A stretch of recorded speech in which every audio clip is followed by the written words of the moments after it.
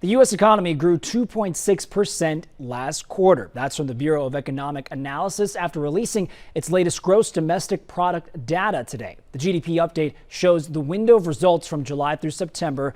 Americans, though, in their day-to-day lives have been seeing average gas prices rise up from a month ago after seeing recent drops. Groceries costing more this year and health insurance premiums also rising as well.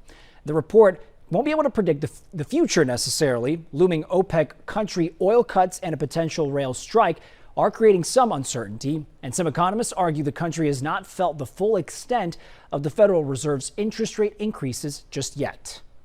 You raise rates to a certain level and then you stop and you hold them there and let that restraint take its effect on the economy. Now, inflation rates could change because of a potential strike by train and rail workers. It's a possibility that may be more likely now that a second union has rejected a proposed deal. A representative from the Brotherhood of Railroad Signalmen now says 61% of workers in the group who voted opposed the negotiated deal. That did include 24% raises for members and $5,000 in bonuses. All told, rail unions set November 19th as a possible strike date, but have promised to keep negotiating up until that deadline. While consumers looking for price cuts and discounts where they can find them in the market, General Motors, Chevy Bolt, and the newer sibling EUV Bolt have smashed their own records in the third quarter, shipping out over 140,000 vehicles. Skyrocketing sales are showing perhaps more drivers that there is a possibility for a cheaper electric car. Now, Kia is recalling its SUVs again, with reports of engines catching fire coming in.